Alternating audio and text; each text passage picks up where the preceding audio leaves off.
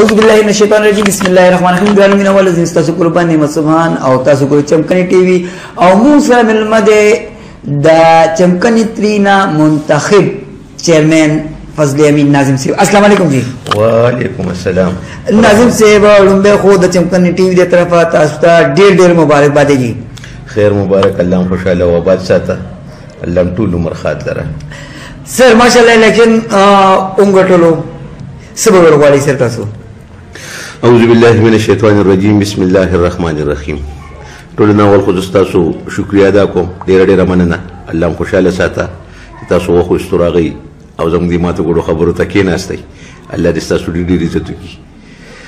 خبره ده نعمت سبحان رور چې شکر دې الحمدلله ټول ناول پدې چې الیکشن وشو او ډیر پرمن طریقې سره جنګ شور پکې ونشو، بدمزګي پکې پیدا نشو او عوامو ډیره خسته او په پیله ځلې خسته فیصله وکړه، ډیره مزیداره فیصله وکړه او د ټول کلي دپاره یې خسته فیصله وکړه. که ملګري چې راغل نو یقینا چې دا راتلو قابلو او د عوامو دې الله پاک ډېر عزت وکړي، الله دې ښاد او آباد لري، الله دې په خپلو بچو خوشحاله کړي، الله دې په خپل عمرونو او په خپل آخرت او په خپل ژوند خوشحاله کړي. خسته فیصله وکړه او موږ د عوامو نه ډېر مطمئن یو، خوشحاله یو.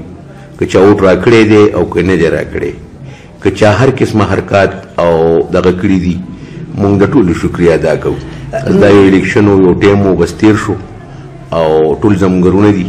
انشاءالله که الله پاک وخت راوستو نو دا امید لرو او د الله نه دا توقع لرو چې انشاءالله موږ به د ټولو خدمت کوو انشاءالله. چا سره به هم کس کینه نه کوو او چې چا څه کړي دي بس نیت او مراد هر سړی الله ښه پوهېږي. که چا ښه کړي دي هم ځان سره کړي دي او که چا بد کړي دي هم ځان سره کړي دي، مخې له بې راځي او په کار بې راځي. او که مخکې چا څه ښه بد کړي نو هغې مخې له راغل او دنیا صحیح کړل او خلکو ته ښکاره شول. ناظم صاحب تاسو ډېر ښایسته پرمنه الیکشن و، ډېر مزېدار. دا کریډټ بچا ته ځي چې دا دومره ښایسته پرمنه نه پکې خو الحمدلله نه جګړو شي نه سور شو او دومره ښایسته پرمنه نو دې باره کې بس څه ویل غواړئ چې کریډټ بچا له ورکړي؟ جی الله دې د ټولو عزت وکړي او ښه په مینه او ښه په ورورولي باندې الیکشن وشو او الله پاک هغه وکړل چې بس الله ته منظوره وه او څه د عوامو خوښه وه. ناظم صاحب په مختصر الفاظو کې دا ووایي چې آینده دې علاقې دپاره ستاسو څه پلانینګ دی؟ ښایسته سوال مو کو، خو د الله او د انسان ارادې یو نه وي.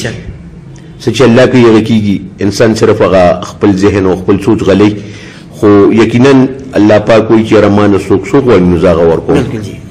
نو انشاءالله زمونږ دا اراده او دا نیت دی چې د خپل کلي دپاره، د خپل ویلیج دپاره، بلکې د هر چا دپاره مونږ یو داسې پلانینګ وکړو، یو داسې طریقه کار جوړ کړو چې حقدار ته ورسي او د هر سړي مطلب دا دی څه نه څه چې مونږ ته څه میلو شي او د عوامو خولې ته ورسي او د عوامو په مطلب دا دی خپل هغه پروګرام برابر شي. نو مونږ به مطمئن یو، مونږ به خوشحاله یو. په ورځ د قیامت په مطلب دا دی چې الله ته خو به جواب دی یو، الله دې راته معافي وکړي، خو چې لکه غاړه خپله خلاصه وي. خو انشاءالله داسې څه مشکلات به هم راته نه وي، بلې چې دا هم پیله ځل نه دی، دا 20 سال نه را روان یو. الحمدلله د عوامو حق ترې راباندې نه خدای خوري او نه م خوړلی دی او نه م ورته اراده شته دی چې خپلې پرې ونه خورو. انشاءالله د عوامو حق به نه خورو، دا ایمان دی او په هغه نیت او په هغه سوچ او په هغه کارکردګۍ باندې عوامو زموږ سره اکشن هم وکړو.